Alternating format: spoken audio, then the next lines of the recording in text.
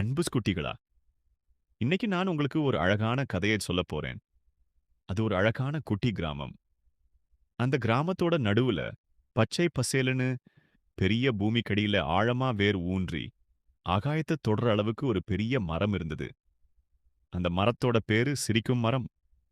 ஏன் அதுக்கு சிரிக்கும் மரம்னு பேர் தெரியுமா? ஏன்னா அந்த மரத்துல எப்போதும் அழகான பச்சை பிலைகளும் விதவிதமான வண்ண மலர்களும் சுவையான கனிகளும் நிறைஞ்சிருக்கும். காத்து வீசும்போது அதனோட இலைகள் அசைவது மரம் புன்னகைப்பது போலவே இருக்கும். அந்த கிராமத்துல கவின் அப்படின்னு ஒரு குட்டி பையன் இருந்தான். கவினுக்கு அந்த மரம்னா ரொம்ப பிடிக்கும்.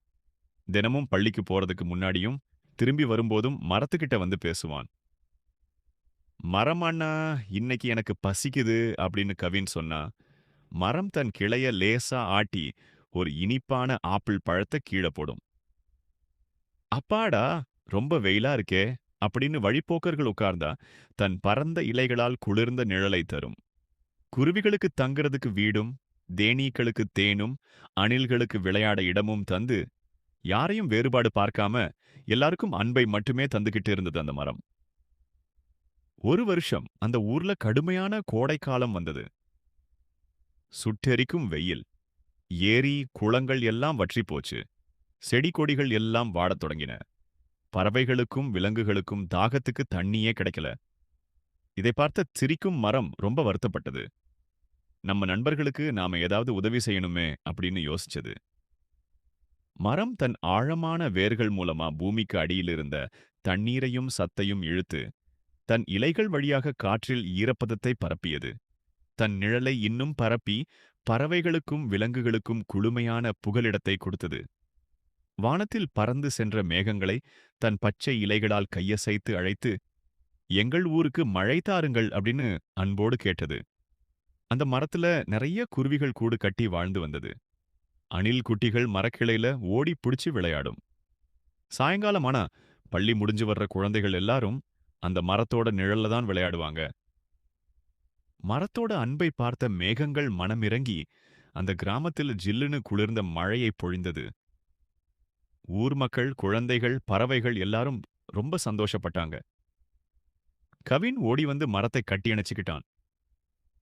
மரம் அண்ணா, நீங்க தான் எங்களோட உண்மையான நண்பன். நீங்க இல்லனா எங்களுக்கு நிழல் கிடைச்சிருக்காது, பழங்கள் கிடைச்சிருக்காது, இந்த மழையும் கிடைச்சிருக்காது அப்படின்னு நன்றியோட சொன்னான். அப்போ மரம் மெல்லிய காற்றில் ஆடியபடி சொன்னது, செல்லக் குழந்தைகளா, நான் உங்களுக்கு மட்டும் இல்ல, இந்த பூமிக்கே நண்பன். மரங்கள் இருந்தாதான் காற்று தூய்மையாகும், மழை பெய்யும், எல்லா உயிர்களும் சந்தோஷமா வாழ முடியும். என்னை நேசிப்பது போல இந்த பூமியில் இருக்கிற ஒவ்வொரு மரத்தையும் நீங்க நேசிக்கணும் அப்படின்னு சொல்லுச்சு. அப்போ மரம் மெல்லிய காற்றில் ஆடியபடி சொன்னது, செல்லக் குழந்தைகளா, நான் உங்களுக்கு மட்டுமில்ல, இந்த பூமிக்கே நண்பன். மரங்கள் இருந்தாதான் காற்று தூய்மையாகும், மழை பெய்யும், எல்லா உயிர்களும் சந்தோஷமா வாழ முடியும்.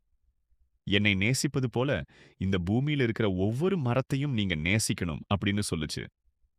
அன்னைக்கு இருந்து கவினும் அவனோட நண்பர்களும் ஆளுக்கு ஒரு குட்டிச் செடியை நட்டு பராமரிக்கத் தொடங்கினாங்க. என்ன செல்லக் குழந்தைகளா, இந்த கதை உங்களுக்கு பிடிச்சிருந்ததா? நாமளும் நம்ம வீட்டைச் சுற்றிலும் பள்ளியிலும் நிறைய மரங்களை நட்டு வளர்ப்போமா?